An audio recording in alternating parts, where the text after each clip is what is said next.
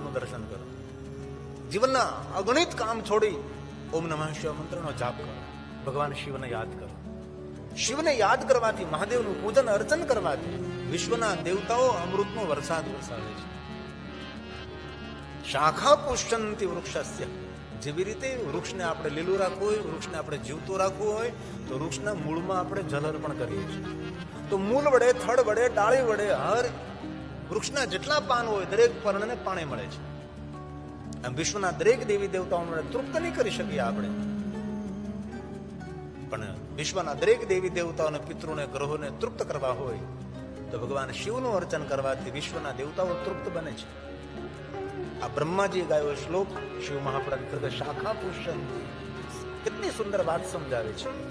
શાખા પુષ્યંતિ વૃક્ષસ્ય વૃક્ષમૂલસ્ય સેચના. વૃક્ષને લીલું રાખવું હોય તો વૃક્ષના પર્ણને પાણી પવન છે જતા. વૃક્ષના મૂળમાં આપણે જલ અર્પણ કરી દઈએ એટલે મૂળ વડે વૃક્ષ ઉપર જેટલા પાન હોય એ દરેક પર્ણને પાણી મળી જાય. સીધી વાત છે. એવી જ રીતે તદવદસ્ય, એવી જ રીતે શિવ પૂજા કરવાથી વિશ્વના દરેક દેવી દેવતાઓને તૃપ્તિ મળે છે. તદવદસ્ય વપુર્વિશ્વં પુષ્યન્તે ચ શિવાર્ચના પુષ્યન્તે ચ શિવાર્ચના. એક શિવજીનું અર્ચન કરવાથી કેટલી સુંદર વાત છે. સનાતન ધર્મની પરંપરામાં 5 દેવતાઓ છે. પંચાયત પૂજતે સર્વ કાર્ય સિદ્ધર્થે. 5 દેવતાઓની પૂજા કરવાથી જીવનના દરેક કાર્યો આપણા સિદ્ધ બને છે. પણ 5 દેવતાઓની પૂજા ન કરી શકો તો એક શિવની પૂજા કરવાથી પંચાયત પૂજન. આપણી પાસે એક પણ દેવી એવા નથી કે તમે એક ભગવાનની પૂજા કરી લો એટલે આપણી પંચાયત પૂજા પૂર્ણ થાય. હોય જ ન શકે, સંભવે નહીં સર્વ. એક શિવ એવા દેવ છે કે એમનું એકનું પૂજન કરવાથી 5 દેવતાઓની પૂજા સંપન્ન બને છે. એ બ્રહ્માજી નારદજીને કહ્યું છે. એકસ્ય તે અર્ચના દેવ પંચાયતન પૂજનમ જાયતે અન્ય સુરે ચૈવ સંભવે નહીં સર્વથા संभवे नहीं सर्वथा. इसलिए आप आपका कल्याण करना चाहते हैं तो भगवान महादेव का विशेष प्रकार से पूजन अर्चन स्मरण करें. આપણા દીકરા દીકરીને આપણે મહાન બનાવવા હોય તો જરૂર તમે મોબાઈલ આપો તો તારે વાંધો નથી. મોબાઈલનો કોઈ વિરોધ નથી કરતા. સ્માર્ટ મોબાઈલ આપો, તમારા દીકરા દીકરો સ્માર્ટ બને. પણ ખરેખર સાચા અર્થમાં આપણા દીકરા દીકરાને સ્માર્ટ બનાવવા હોય તો સ્માર્ટ મોબાઈલની સાથે રુદ્રાક્ષની માળા પણ આપવી જોઈએ. દે બેટા, એક ઓમ નમઃ શિવાય મંત્રની માળા કરી લે. એક ઓમ નમઃ શિવાય મંત્રની માળા કરવાથી આપણો દીકરો દીકરી જીવનમાં માલા માલ થઈ જાય છે. પણ ઘણા માતા પિતાઓ બહુ જ ભૂલ કરે છે. આપણા છોકરાઓને આધ્યાત્મિકતાનું દાન નથી કરતા. આધ્યાત્મિકતા જીવનમાં બહુ આવશ્યક. આધ્યાત્મિકતા મતલબ જીવનના ભારનું પોટલું જેના ચરણોમાં મૂકી શકાય. પરમાત્મા પર પૂર્ણ શ્રદ્ધા, પૂર્ણ ભરોસો, પૂર્ણ વિશ્વાસ. અને શિવને ક્યાં શોધવા જઈએ આપણે? વિશ્વાસ એ જ શિવ છે. પૂર્ણ શ્રદ્ધાથી કરેલું સ્મરણ એ જ આદ્ય શક્તિ માતા ભવાની કુલદેવી છે. શ્રદ્ધા અને વિશ્વાસ એ શિવ અને પાર્વતીના સ્વરૂપો છે. અને એ પ્રમાણ કોને આપ્યું છે? રામચરિતમાનસ મંગલાચરણ. ભવાની શંકરો વંદે ભવાની શંકરો વંદે શ્રદ્ધા વિશ્વાસ રૂપિણો યાભ્યા વિના પશ્યન્તિ સીતા સ્વાંત સ્થનેશ્વરમ शङ्करो वन्दे श्रद्धा विश्वास रूपिणो। આધ્યાત્મિકતાનો અર્થ છે સુખ અને દુઃખનો પરિચય. આધ્યાત્મિકનો અર્થ છે સજ્જન ગુરુજન વચ્ચેનો ભેદ. આપણું મન આપણું ચિત્ત પરમાત્માના ચરણોમાં સ્થિર રહે. આપણા જીવનનો ભાર જેના ચરણોમાં સમર્પિત કરી શકીએ બહુ જ આવશ્યક છે. યુવાનીમાં તો બહુ ખબર ના પડે, બાકી જયારે વૃદ્ધાવસ્થા આવે છે ત્યારે જીવનનો ભાર લાગે છે. એ ભાર જેના ચરણોમાં સમર્પિત કરી દઈએ આપણે, જીવન હળવું બોલ લાગે છે. તેથી જરૂરી છે. સુદ પુરાણ કહે છે, મહાત્માઓ લિંગોત્પત્તિ શ્રુતા શુભા શ્રુત્વા યસ્યા પ્રભાવેન દુઃખ નાશો ભવે. શંકર ભગવાન એવા એક દેવ છે કે જેની કથા સાંભળવા માત્રથી મનુષ્ય પોતાના જીવનના દુઃખોમાંથી મુક્ત થાય છે. જીવનના દરેક દુઃખોમાંથી મુક્ત કરનારા ભગવાન શંકર છે. જન્મ મૃત્યુ જરા વ્યાધિ પીડિતમ કર્મ બંધને. જન્મનું દુઃખ, મૃત્યુનું દુઃખ, જીવનનું દુઃખ, અનેક પ્રકારના દુઃખોથી આપણે સૌ ઘેરાયેલા છે. જીવનના દરેક દુઃખોમાંથી મુક્ત થવું હોય તો દુઃખ ભંજન ભગવાન મહાદેવ છે, ભીડ ભંજન મહાદેવ છે, કષ્ટ ભંજન મહાદેવ છે. કથાનું શ્રવણ કરવા માત્રથી પ્રભાવે ને દુઃખ નાશો ભવે. એ મનુષ્ય પોતાના જીવનના દુઃખોમાંથી મુક્ત બને છે. તેથી આપણા સૌના પિતા ભગવાન શિવ છે. એમનું સ્મરણ કરવું, એમનું દર્શન કરવું, તેનું પૂજન અર્ચન કરવું. આપણા સૌની માતા પાર્વતી છે, માતા ઉમૈયા છે. આપણે સૌ શિવ અને શક્તિના સંતાન છે. તો આકાશ પ્રતીક સ્વરૂપે આકાશમ લિંગ મિથ્યાહુ પૃથ્વી તસ્ય પીઠિકા. આકાશ એ આપણા પિતાનું પ્રતીક છે, ધરતી એ માનું પ્રતીક છે. તેથી શિવલિંગ અને પીઠની પૂજા આપણે એટલા માટે કરીએ છીએ, આકાશ આપણા પર અનુગ્રહ કરે છે, માતા ધરતી આપણને સૌને ધારણ કરે છે. ધરતી હિ માતા આકાશ પિતા આકાશમ લિંગ મિથ્યાહુ પૃથ્વી તસ્ય પીઠિકા. શિવલિંગ અને પીઠી આકાશ અને ધરતીનું પ્રતીક છે. પૃથ્વી આપણને ધારણ કરે, આકાશ આપણા પર અનુગ્રહ કરે છે. એ શિવલિંગ અને પીઠની પૂજા છે, એ મૂળ છે. આપણે સવારમાં ઉઠીને કાંઈ ન થઈ શકે આપણાથી તો સવારમાં જાગીએ, ઉઠીએ, ધરતી પર પગ મૂકીએ, પહેલા માતા પૃથ્વીને પ્રણામ કરો. એક વાત કહો, જે સવારમાં ઉઠીને ધરતી માતા ઉપર પોતાનો પગ મૂકે છે એ પહેલા માતા પૃથ્વીને પ્રણામ કરે છે ને, તેની રક્ષાની જવાબદારી માતા પૃથ્વીને રહે છે, માતા ધરતીને રહે છે. જ્યાં જઈએ કે આપણી રક્ષા માતા પૃથ્વી કરે છે. પૃથ્વીને પ્રણામ કરો, આકાશને પ્રણામ કરો, સૂર્યનારાયણને પ્રણામ કરો, પ્રકૃતિને પ્રણામ કરો. કારણ કાલ આપણે સાંભળ્યું છે કે જે કઈ આપણે આંખો દ્વારા જોઈએ છે એ બધું શિવ છે. ગગન અગન સરિતા સાગર પેડ પહાડ જીવ જંતુ જે કઈ આપણે જોઈ રહ્યા છીએ સબ કુછ શિવ છે. જીવનનો એક એક શ્વાસ ભગવાન શિવ છે. આંખની એક એક પલક ભગવાન શિવ છે. આપણા હૃદયની ધડકન ભગવાન શિવ છે.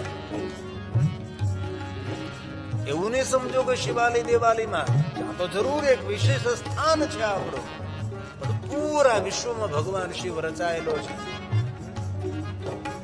તો ધરતી એ આપણી માં છે, આકાશ આપણો પિતા છે. દો પંક્તિ તમે તો કહા કે दिन में 3 बार भगवान शिव का पूजन करना चाहिए. हम 3 बार तो नहीं कर सकते, 2 बार करिए, सुबह में और शाम.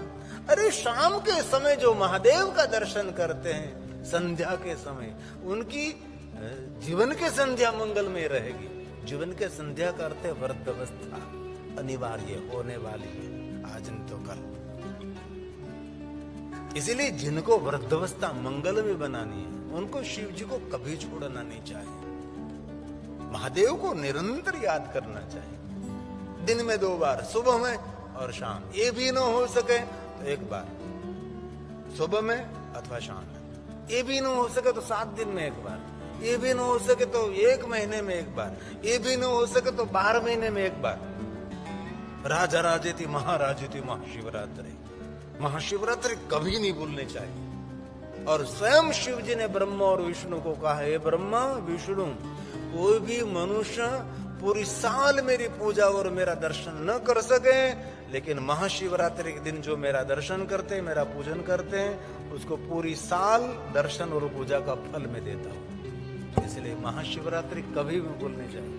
और महाशिवरात्रि के दिन शिवालय में भक्तों की संख्या ज्यादा है।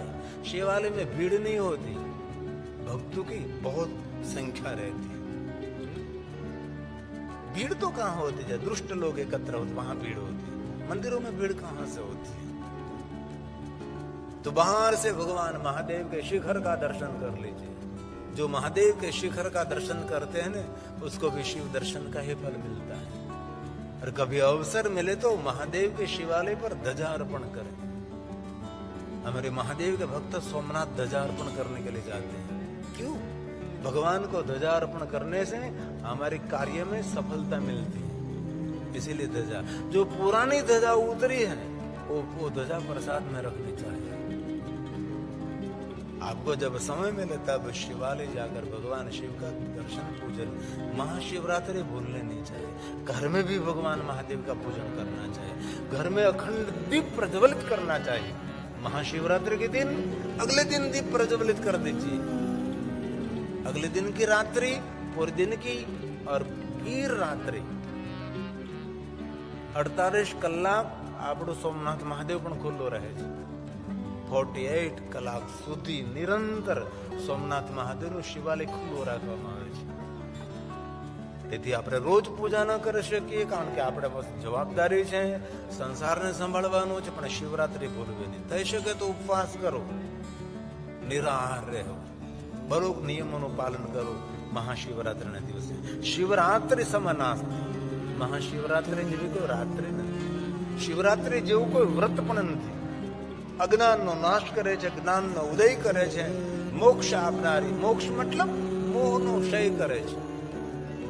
આપણું કલ્યાણ કરો તો ધીમે ધીમે મોહ તો છોડવો પડશે ભાઈ, લગાવ તો ઓછો કરવો જ પડશે। તો સીધી વાત, ધીરે ધીરે ધીરે આપણે માયાને સંકેલી લઈએ। ઘણા લોકો પોતાની નાની ઉંમરમાં માયા સંકેલી લે છે, અલગારી જીવન જીવતા હોય છે। કમલવત, પાણીમાં કમલ હોય, સરોવરમાં કમલ હોય, નહીં પાણીનો સ્પર્શ થાય, નહીં કાદવ કે ચટનો સ્પર્શ થાય, સંસારમાં રહે પણ કમલવત રહે છે। તો શિવ મહાપ્રદ ગ્રંથમાં શિવરાત્રિ સમાનાસ્તિ, શિવરાત્રિ સમાનાસ્તિ વ્રતાનામ દુનિયાના દરેક વ્રતો આપ ન કરી શકો, પણ મહાશિવરાત્રિનું વ્રત કરો તો દુનિયાના દરેક વ્રતો કરવાનું ફલ, જેટલા વ્રતો છે બધા જ વ્રતોનું ફલ મહાશિવરાત્રિનું વ્રત કરવાથી પ્રાપ્ત થાય છે। ભગવાન વ્યાસનું વચન છે, જ્ઞાનતો અજ્ઞાનતો વાપી કૃત્વા મોક્ષં કૃત્વા મોક્ષં। इसलिए महाशिवरात्रि कभी भूलनी नहीं चाहिए। अमंगल का नाश करने वाली रात्रि, हमारा जीवन मंगलमय बनाने वाली रात्रि ये महाशिवरात्रि। सर्व मंगलशील, शिला, शिला मतलब नींव की ईंट, पायानो पत्थर। कोई इमारत ने बहुत लांबा समय સુધી તમારે સુરક્ષિત રાખ્યું હોય તો એનો પાયો મજબૂત હોવો જોઈએ। તો પાયો મજબૂત રાખવાથી આપણી ઇમારત સુરક્ષિત રહે છે। તો મહાશિવરાત્રિ એ नींव की ईंट છે।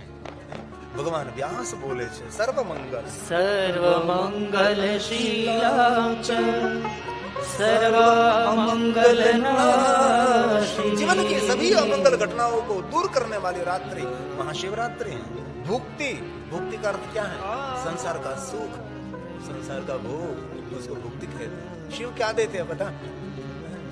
लोगों ने देखी बात की शिव संहारक है, नहीं नहीं, महादेव सिर्फ संहारक नहीं है, शिव भोग देते हैं, शिव भक्ति देते हैं, शिव मुक्ति देते हैं। शिव क्या नहीं देता? सब कुछ दे सकता है। भुक्ति मतलब संसार का सुख, संसार का भोग देने वाला मेरा महादेव है। अरे संसार का भोग तो देता है, लेकिन संसार के भोग भोगने की शक्ति भी भगवान शिव देता है। ये महादेव है। आपको संसार का सुख मिला, इतना इतना सुख मिला, लेकिन आप सुख भोग ना सके तो क्या करेंगे सुख? आप भोजन करने के लिए डाइनिंग टेबल पर व्यंजन भोजन कितने हैं, गुलाब जामुन पड़े, वाह वाह जमावट, लेकिन आपको डायबिटीज है तो कुछ नहीं खा सकते, आपको गैस है तो कुछ नहीं खा सकते, पीत है, कफ है, कुछ भी नहीं खा सकते, बस देखते हैं, बैठो बैठो मुमरा खाए। भोग भोगने की शक्ति शंकर जी देता है, महादेव देते हैं। इसलिए भुक्ति, भक्ति, मुक्ति महादेव सब कुछ देते हैं। कभी राम जी का जीवन चरित्र पढ़ लीजिए, राम जी निरंतर भगवान शिव के चरणों में ही रहे, महादेव को कभी छोड़ा नहीं। और कृष्ण भगवान ने तो कितना सुंदर चरित्र गाया महादेव के लिए कि जो कुछ मुझे मिला है ये महादेव से मिला है। इसलिए बहुत दिल से, बहुत हृदय से हाथ जोड़कर मैं कहता हूं, आपका जीवन आप सुखमय बनाना चाहते हैं और आपके बच्चों के जीवन में सुख देखना चाहते हैं तो सबको भगवान महादेव की भक्ति की ओर प्रेरित करिए। कल भी मैंने कहा था कि एक व्यक्ति को शिव भक्ति का दान करने से आपको 1 करोड़ शिवालय निर्माण का फल मिलता है। एक व्यक्ति को महादेव की भक्ति का दान करिए। संसार में भटकता हुआ कोई मनुष्य है, इधर उधर दुखी हुआ कोई मनुष्य है, उनको जीवन के सभी दुखों में से मुक्त करने के लिए महादेव तक उनको पहुंचा दीजिए। इसीलिए शिव महापुराण ग्रंथ में भुक्ति मुक्ति भुक्ति मुक्ति प्रदां तेषां सत्यं सत्यं वचनेन। व्यास भगवान ने कहा, क्या कहा? सत्यं सत्यं वचनेन। इसलिए महाशिवरात्रि कभी भूलने नहीं चाहिए। हर पल महादेव को याद करिए।